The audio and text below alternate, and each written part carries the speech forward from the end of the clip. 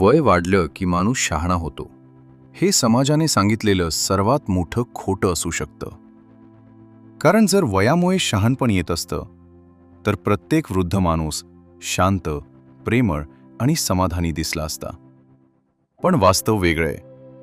काही वृद्ध लोकांना भेटल्यानंतर मन प्रसन्न होतं आणि काहींना भेटल्यानंतर असं वाटतं जणू आयुष्याने त्यांना आतून कठीण दगड बनवलंय. का? कारण वृद्धत्व माणसाला बदलत नाही, ते फक्त त्याला उग्र करतं. जसा दिवस संपताना समुद्र ओहोटीला जातो, तसं वृद्धत्व माणसाच्या आयुष्यातील सर्व आडोसे घेऊन जातं. पैसा कमी महत्वाचा होतो, सौंदर्य निघून जातं, पद, प्रतिष्ठा, ताकद हळूहळू हातातून निसटू लागतात आणि मग उरतो तो फक्त माणूस, खरा माणूस, जो आयुष्यभर आतमध्ये होता. लोकांना वाटतं वृद्धत्व म्हणजे शरीराचं म्हातारपण, पण वास्तवात वृद्धत्व म्हणजे मुखवट्यांचं म्हातारपण. आणि इथेच सगळा फरक निर्माण होतो. ज्याने आयुष्यभर लोकांना दोष दिले, त्याचा राग वृद्धत्वात अधिक तीव्र होतो. ज्याने आयुष्यभर तुलना केली, त्याची कटुता वृद्धत्वात अधिक खोल जाते. ज्याने आयुष्यभर स्वतःला समजून घेतलं नाही, त्याला शेवटी स्वतःचाच सहवास असह्य वाटू लागतो.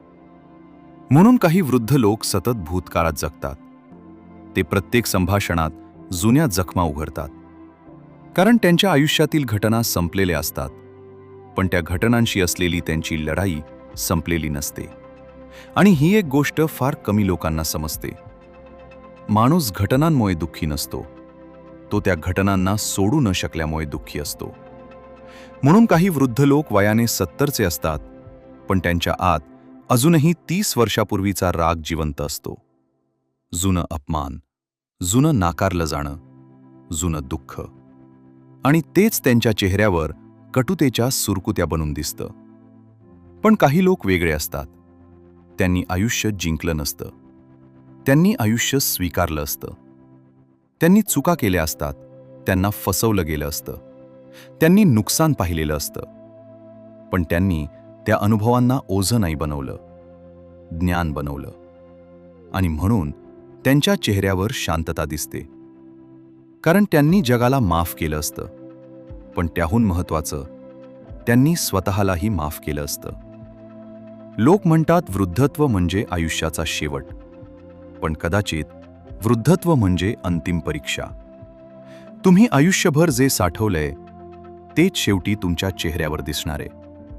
जर राग साठवला असेल तर कटुता दिसेल, जर समज साठवली असेल तर शांतता दिसेल. म्हणून प्रश्न तुमच्या वयाचा नाही, प्रश्न असा आहे, आज तुम्ही तुमच्या आत काय साठवत आहात. कारण शेवटी वृद्धत्व तुम्हाला काही देणार नाही, ते फक्त दाखवणारे तुम्ही आयुष्यभर कोण होता.